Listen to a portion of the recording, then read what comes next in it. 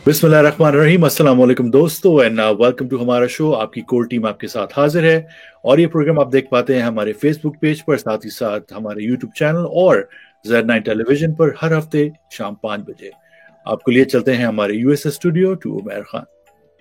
अस्सलाम वालेकुम एवरीवन, और बहुत बहुत शुक्रिया उस्मान। उम्मीद करता हूँ तमाम लोग ठीक ठाक होंगे और जो कोविड की नई लहर हर जगह ही आ रही है उसमें अपना बहुत ख्याल रख रहे होंगे, अपने चाहने वालों का बहुत ख्याल रख रहे होंगे और अपने चाहने वालों से दूर होंगे, क्योंकि इस वक्त अगर करीब जाएंगे तो वो ज़रा ख़तरनाक सी सिचुएशन हो जाएगी, क्योंकि अंडरलाइन कंडीशंस भी हो सकती हैं, एल्डरलीज भी हो सकते हैं, वो लोग भी हो सकते हैं जो इम्यून कॉम्प्रोमाइज्ड हो सकते हैं।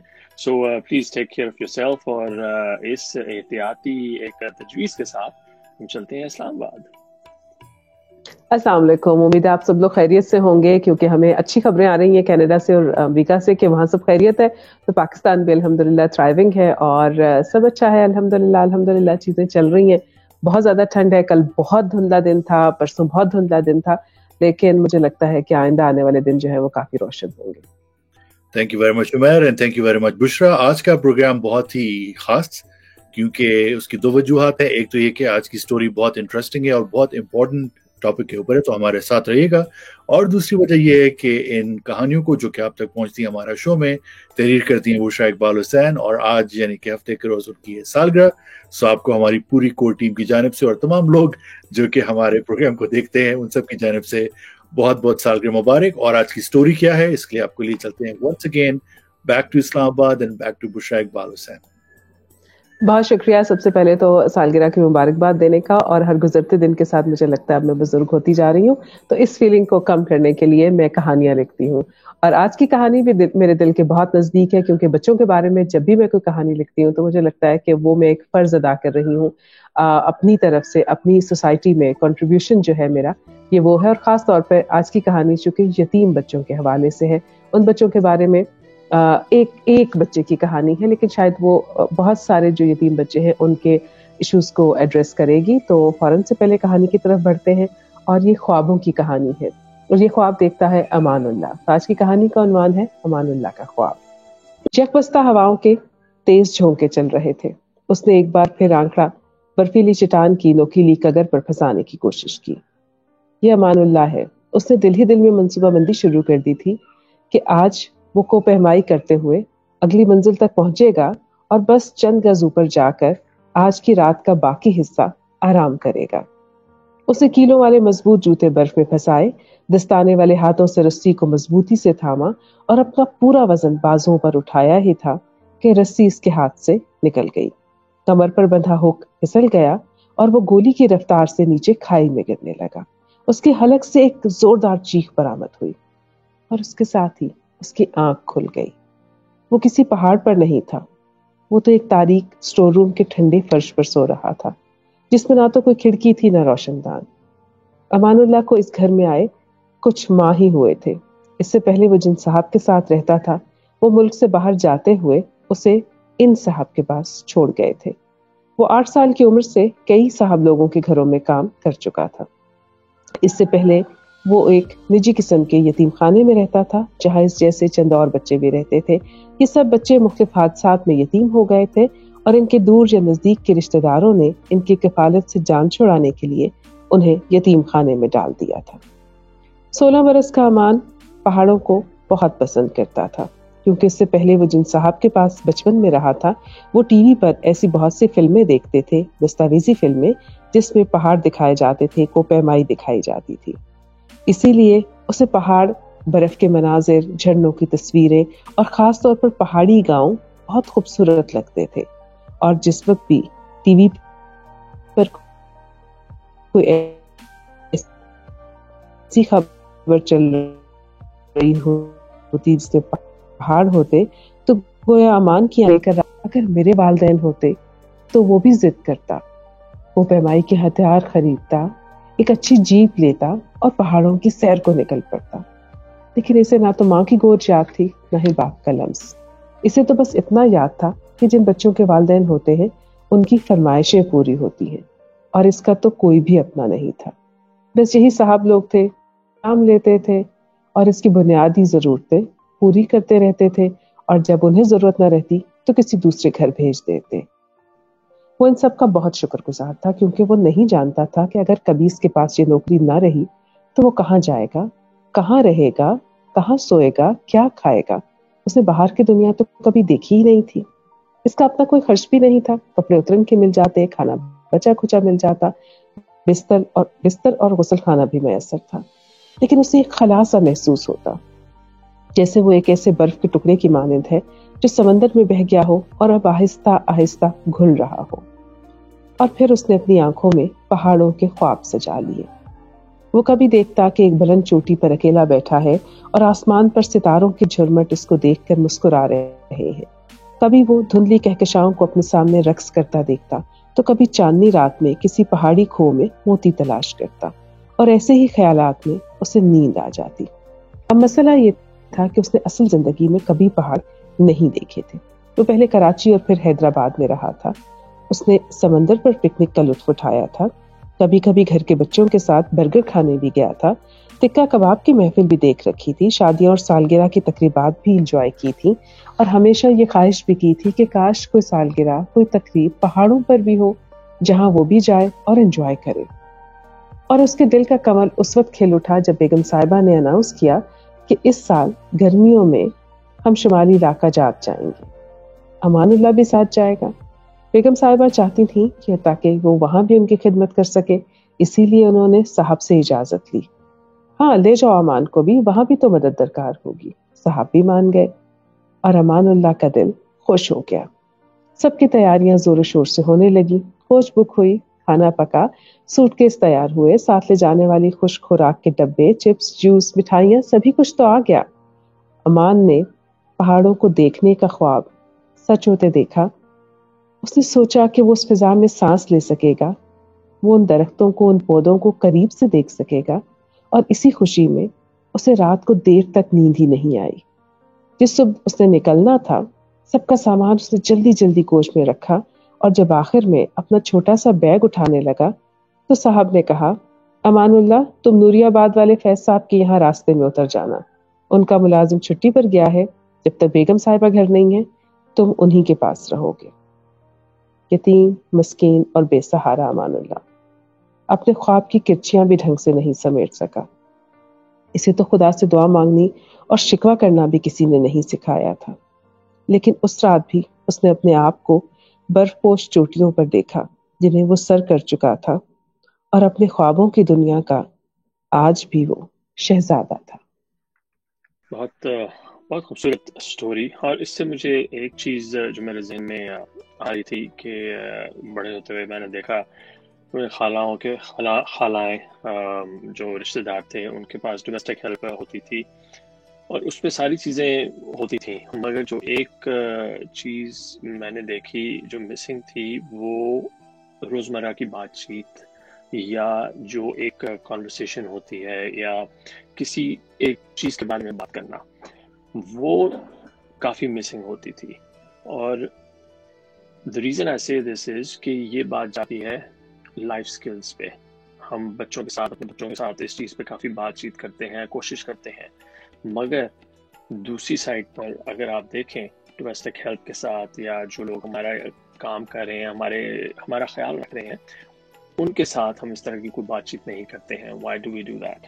मुझे लगता है कि ओनरशिप नहीं होती ना। हम बच्चों को उस तरह से, यतीम बच्चों को खास तौर पर, चाहे वो हमारे घर में काम कर रहे हों या किसी अजीज रिश्तेदार के भी अगर यतीम बच्चा घर में रह रहा हो, तो हम उसको उस तरह से अपनाते नहीं है, हम उसको ओन नहीं करते। मेरा ख्याल है कि ज़रूरत इस चीज़ की है कि जिस तरह मेरा इत्तेफाक हुआ कुछ ऐसी जगहों पे जाने का जहाँ पे यतीम बच्चे हैं, और जहाँ पे मेरा घर है इस्लामाबाद में, मेरे घर के पास 2 ऐसे ऑर्फनेजेस हैं। एक तो माई शेल्टर है और दूसरा नौरीन ज़िंदगी वेलफेयर ट्रस्ट, जिनकी जो ओनर हैं या जो रन कर रही हैं वो आज हमारे साथ नहीं आ सकी कुछ टेक्निकल डिफ़िकल्टीज़ की वजह से, लेकिन उनकी कुछ मैसेजेस हैं जो हम ज़रूर शामिल करेंगे। तो उनसे जब मेरी बातचीत हो रही थी तो माशाल्लाह बहुत अच्छा सिस्टम है, दोनों जगहों पे बच्चे पढ़ रहे हैं, स्कूल भी जा रहे हैं, दीनी तालीम भी ले रहे हैं, उनका खाने पीने का बंदोबस्त भी है। लेकिन सवाल जो आता है, जैसे उमैर ने कहा, कि जब ये बच्चे, if you want to call it, यहाँ से ग्रेजुएट करेंगे, تو ان کی گریجویشن کے بعد ان کے پاس وہ کون سی سکلز ہیں جس کی بنیاد پہ وہ اپنی آگے کی زندگی کو جو ہے وہ اسموتھلی چلا سکیں گے. کوئی ہنر ہمیں ان کو سکھانا ہے یا کوئی ایسی فیسلٹیز ہیں جہاں پر یہ ایسا ہنر سیکھ سکیں کہ اپنے پاؤں پہ کھڑے ہو کر کمائی کر سکیں.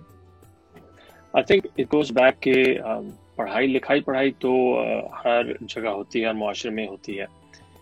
جو زیادہ ضروری ہے وہ یہ کہ سائیکالوجی آف ڈیسیژن میکنگ، کیونکہ جب ایون کوئی بھی انسان اپنی پریکٹیکل لائف میں جاتا ہے تو یو کم اکراس دو سچویشنز کہ جہاں پہ آپ کو یہ سارے فیصلے کرنے پڑتے ہیں. تو ایون انسٹیٹیوٹس میں یا تعلیمی اداروں میں ہم ایک جو بڑا ایسپیکٹ مسنگ ہے وہ ہے سائیکولوجیکل کاؤنسلنگ کا، ایون فار ایڈلٹس، جو اسپیشلی ہماری پاکستانی سوسائٹی میں یا ایون ادھر ویسٹ میں بھی جو ہماری پاکستانی کمیونٹی ہے، ساؤتھ ایشین کمیونٹی ہے، اس میں بھی جو سائیکولوجیکل ہیلپ ہے یا سائیکولوجیکل کاؤنسلنگ ہے، اس کا جو فیکٹر ہے اس کو بڑے عجیب غریب طریقے سے دیکھا جاتا ہے. تو I think that's one of the big things جو کہ مسنگ ہے. مجھے یہ لگتا ہے کہ جب ہم آرفن ہومز کی بات کرتے ہیں، آرفنیج کی بات کرتے ہیں، یتیم خانوں کی بات کرتے ہیں یا یتیم بچوں کی کسی بھی جگہ پر رہنے کی بات کرتے ہیں، تو ہم ان کی شاید بنیادی ضرورتوں کے بارے میں تو پھر بھی کوئی کنسرن شو کرتے ہیں. ان کو کھانا دینا چاہیے، ان کو کپڑے دینے چاہیے، ان کو ٹو سم ایکسٹینٹ اسکول بھیجنے کی بات بھی ہو جاتی ہے یا دینی تعلیم کی بات ہو جاتی ہے. لیکن ہم یہ نہیں سوچتے کہ یہ بچے جو ہیں ان کو ہیومن سوسائٹی میں رہنے کے لیے، معاشرے میں رہنے کے لیے انٹر پرسنل سکلز کی بھی ضرورت ہے. اور میں ایگری کرتی ہوں عمیر کے ساتھ کہ اس میں ماہرین نفسیات کی بڑی ضرورت ہے. لیکن ہم تو ایک ایسا معاشرہ ہے جہاں پر نارمل پیرنٹس والے بچے جو ہیں ان تک ماہر نفسیات کی ایکسیس نہیں ہے. تو ایسے میں سولوشن بیسڈ اپروچ کی اگر آپ بات کریں، اور میری ایک سجیشن جو مجھے لگتا ہے کہ بڑی ضروری ہے، اور شاید آپ لوگ اس سے زیادہ آگاہ بھی ہوں گے کیونکہ باہر ویسٹ میں فوسٹر ہومز کا کانسیپٹ ہے کہ بچے جو ہیں وہ جب آپ سوشل سیکیورٹی کے حوالے کر دیتے ہیں تو پھر وہ ان کو فوسٹر ہومز کو بھیج دیتے ہیں اور وہاں پر باقاعدہ پیرنٹنگ ان کی ہوتی ہے. تو اسی طرح سے جو بچے ہمارے پاس یتیم خانوں میں ہیں، ہم سم ہاؤ ان کو یتیم خانوں تک محدود رکھتے ہیں. ہم ان کا انٹریکشن عام لوگوں کے ساتھ، عام دنیا کے ساتھ ہونے نہیں دیتے یا کرتے نہیں ہیں. تو ایسا اگر کوئی سسٹم ہو کہ جس میں کچھ فیملیز ہوں جو کہ والنٹیئرلی سال میں 1 دفعہ 2 دفعہ بچوں کو ہوسٹ کریں، ایسے بچوں کو اپنے پاس ایز گیسٹ ان کو اپنے پاس آنے دیں، جیسے رشتہ داروں کے بچے آتے ہیں ان کو گھروں میں رکھیں، ان کے ساتھ انٹریکٹ کریں نارمل بچوں کی طرح، نارمل ہیومن کی طرح، تاکہ انہیں معلوم ہو کہ گھر کا سسٹم کیسے ہے، معاشرہ کیسے چلتا ہے، لوگوں کے ساتھ رویوں کو جانچنے کا ان کو جو ہے وہ موقع ملے جو کہ نارمل رویے ہیں. تھوڑا سا بہتری ہو سکتی ہے.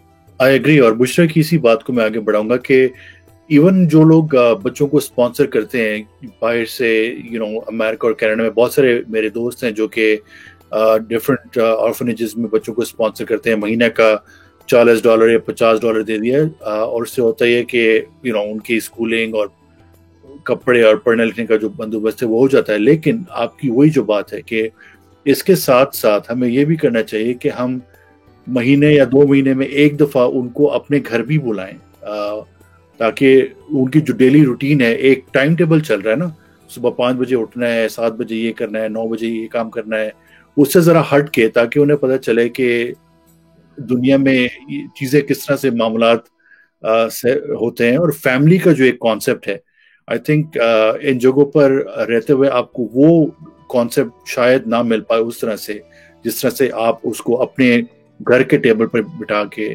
بات چیت کریں اور پھر لان میں لے کے جائیں، اس کو کھلائیں اور باقی سارے معاملات ہوں. تو آئی تھنک اس چیز کی تھوڑی سی کمی مجھے محسوس ہوتی ہے.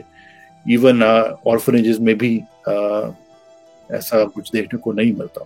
ایک اور چیز جو عثمان نے بالکل صحیح بولا، اس سے ایک اور فائدہ یہ بھی ہوگا کہ کانسیپٹ آف اکاؤنٹیبلٹی، پازیٹیو اور نیگیٹو دونوں، ریوارڈ اینڈ پنشمنٹ، وہ کانسیپٹ بھی بچوں کے لیے کلیئر ہوگا گروئنگ اپ، تاکہ وہی بچے جب آگے چل کے ایڈلٹ لائف میں داخل ہوں گے تو ان کے وہ جو سارے معمولات زندگی ہیں ان پر وہ جو تعلیم ہے، وہ جو تربیت ہے، سزا اور جزا کا کانسیپٹ، اس پر وہ افیکٹ ہوگا. کیونکہ انہوں نے وہ چیز دیکھی ہے مختلف گھرانوں میں. جب آپ نے 2 دن گزارے ہیں انہوں نے وہ چیز دیکھی ہے کہ ہر سزا و جزا بھی کوئی چیز ہوتی ہے, تو اس سے بھی کافی فرق پڑ سکتا ہے. اور بچوں کو یہ بھی احساس ہوگا کہ جن بچوں کے والدین ہوتے ہیں ان کی صرف فرمائشیں ہی پوری نہیں ہوتی, ان کے اوپر بھی اکاؤنٹیبلٹی ہوتی ہے, ان کو بھی بھگتنا پڑتا ہے, امی ابا کا غصہ دیکھنا پڑتا ہے. اچھا, اس پہ نا میں ایک نبی پاک صلی اللہ علیہ وسلم کی زندگی کا واقعہ شیئر کرنا چاہوں گی کہ ایک دفعہ کسی صاحب کا بچہ لاپتہ ہو گیا. تو وہ صحابی تھے, نبی پاک صلی اللہ علیہ وسلم کے پاس آئے, وہیں پر موجود تھے, تو کسی نے اطلاع دی کہ وہ آپ کا بچہ جو ہے فلاں باغ میں کھیل رہا ہے. اب 2 دن سے بچہ اگر لاپتہ ہے تو باپ اضطراب میں تھا, وہ فوری طور پر بھاگے نا کہ میں جاؤں باغ میں. تو حضور صلی اللہ علیہ وسلم نے ان کو نصیحت یہ کی کہ وہاں پر فوری طور پر یہ مت کہتے ہوئے جانا کہ میرا بچہ, میرا بیٹا, اور اس کو وہاں پر اپنے ساتھ لپٹا کر لاڈ نہ کرنا. گھر لے آؤ, گھر آ کے بے شک لاڈ کرو, کیونکہ ہو سکتا ہے کہ وہ جن بچوں کے ساتھ کھیل رہا ہے ان میں کوئی یتیم بچہ ہو اور تمہارے بہت پیار کرنے پر اس کو اچھا محسوس نہ ہو. تو یہ کتنا چھوٹا سا بات ہے کہ ہم اپنے ساتھ, ہمارے پاس اگر کوئی یتیم بچے ایز ہاؤس ہیلپ ہے یا کسی رشتہ دار عزیز کے بچے جو آرفن ہے اور ہمارے ساتھ رہ رہے ہیں, ہم کبھی کبھی ان کے سامنے اپنے بچوں کو تھوڑا سا اوور پیمپر کر رہے ہوتے ہیں, تو ریزلٹڈ ان کے کیا پتا اس بچے کے دل پہ کیا گزر رہی ہوگی.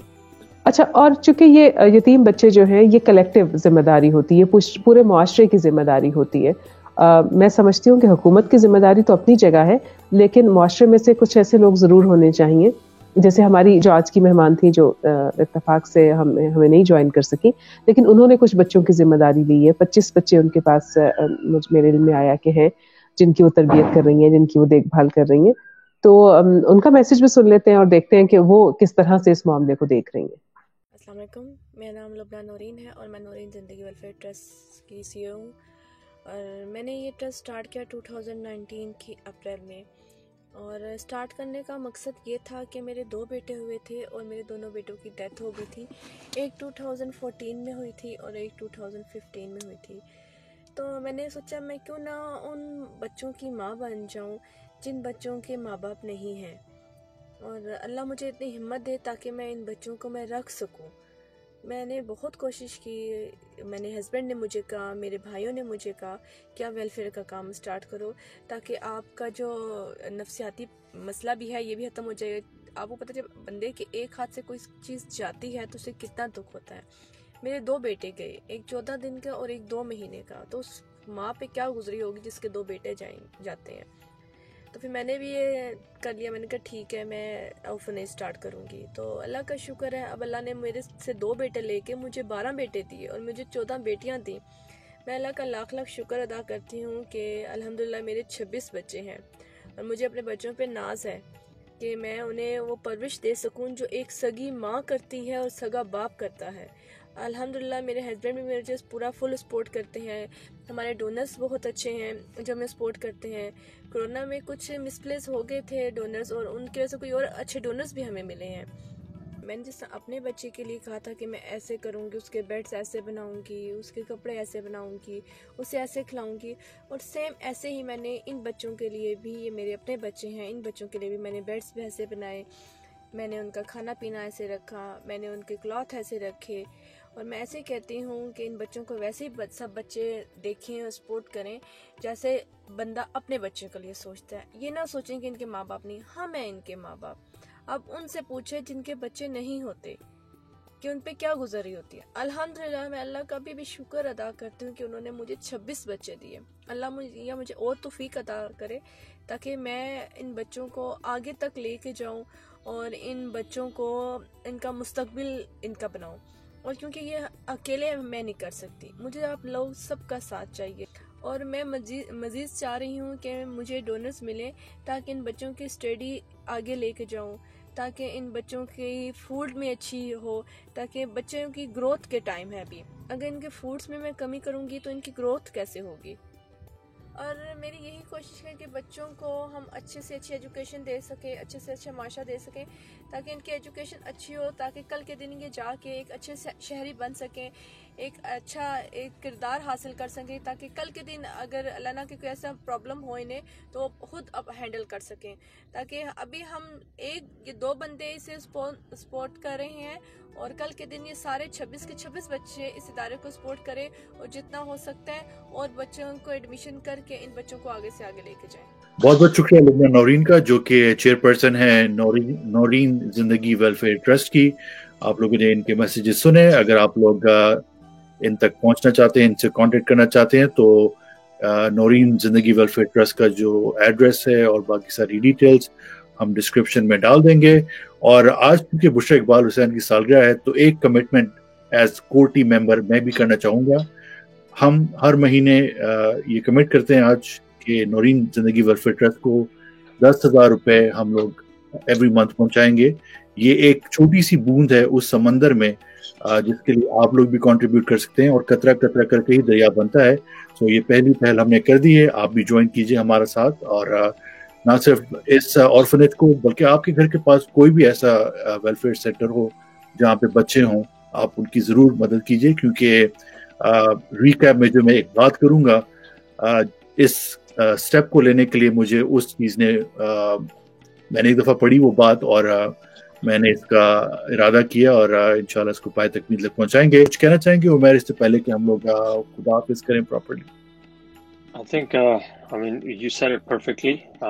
چھوٹے چھوٹے اسٹیپس سے ہی پورا سفر کمپلیٹ ہوتا ہے. تو hopefully I will also try to contribute to that. اور تاکہ we keep moving on, اور ایک ایک بندہ کرے گا تو پورا کاروان بنتا ہے. اور بہت خوبصورت بات کی آپ نے عثمان, کہ ہم سب کو جو ہے وہ اس سمندر میں اپنی ایفرٹ کرنی چاہیے, قطرہ قطرہ جو ہے وہ شامل کرنا چاہیے. میں نے کچھ بچے اون کیے ہوئے ہیں, آپ کہہ سکتے ہیں اڈاپٹ کیے ہوئے ہیں, اور چونکہ کمٹمنٹ میری اس طرح کی ہوتی ہے کہ میں بہت وقت نہیں دے پاتی ہوں, تو لیکن میں کوشش کرتی ہوں کہ کچھ بچوں کے لیے تو ضرور کرتے رہوں. اور آپ بھی دیکھیے اگر آپ کے ارد گرد میں کوئی بچے ہیں, اور خاص طور پر یتیم بچوں کے بارے میں یہ ضرور سوچیے گا کہ ہمارے نبی صلی اللہ علیہ وآلہ وسلم کو اللہ رب العزت نے یتیم پیدا کیا تھا, اور بار بار تلقین کی انہوں نے بھی اپنی زندگی میں کہ یتیم بچوں کا احساس جو ہے وہ ضرور کیجیے گا, اور یتیم کو کھانا کھلائیے, اس کو دھتکاریے مت. اور میں بھی پروگرام کے اختتام پہ ایک بات کرنا چاہوں گا. یتیم کی کفالت کے حوالے سے رسول اللہ صلی اللہ علیہ وسلم کی ایک چیز میں پڑھا تھا. رسول اللہ صلی اللہ علیہ وسلم نے درمیانی اور شہادت کی انگلی کو ملا کر فرمایا کہ میں اور یتیم کی کفالت کرنے والا جنت میں اس طرح قریب ہوں گے. اور یہ تھی وہ حدیث جو کہ میں نے پڑھی, اور یقین جانیے کہ رونگٹے کھڑے ہو گئے, اور جو دل میں ایک احساس پیدا ہوا کہ یار جنت کا ٹکٹ اس سے آسان تو مل ہی نہیں سکتا. تو میں نے تو ارادہ کیا اسی دن سے, اور آپ بھی کوشش کیجئے. میں بہت بہت شکر گزار ہوں بشریٰ اقبال کا کہ آج اتنی اچھی سٹوری آپ نے ہم تک پہنچائی. میں بہت بہت شکر گزار ہوں, اور یقین جانیے دل سے دعا نکلتی ہے لبنہ نورین جیسی خواتین کے لیے, جو کہ جن کی سٹوری جب آپ سنیں گے تو آپ کی بھی آنکھوں سے یقیناً آنسو نکلیں گے, اور ایک بہت نوبل کاز کے لیے وہ کام کر رہی ہیں. 26 بچوں کی کفالت کر رہی ہیں, اور اس میں آپ سب بھی شامل ہو سکتے ہیں. کافی ایموشنل ہو گیا آج کا پروگرام, تو اسی کے ساتھ میں بھی آپ سے اجازت چاہوں گا. عمیر خان کو, بشریٰ اقبال حسین کو, اور سید عثمان کو اجازت دیجیے. آپ لوگوں سے ملاقات ہوتی ہے نیکسٹ ایپیسوڈ میں. ہمارا show.com آپ کی فیڈ بیک کے لیے ہماری ویب سائٹ ہے. آپ ہمیں دیکھ سکتے ہیں زرنیٹ ٹیلی ویژن پر ہر ہفتے 5 بجے, اور ساتھ ہی ساتھ ہمارا فیس بک پیج اور انسٹاگرام پر آپ ہمیں ڈھونڈ سکتے ہیں. ٹائپ کیجیے ہمارا شو. اسی کے ساتھ اجازت دیجیے. ٹل نیکسٹ ٹائم, اللہ حافظ.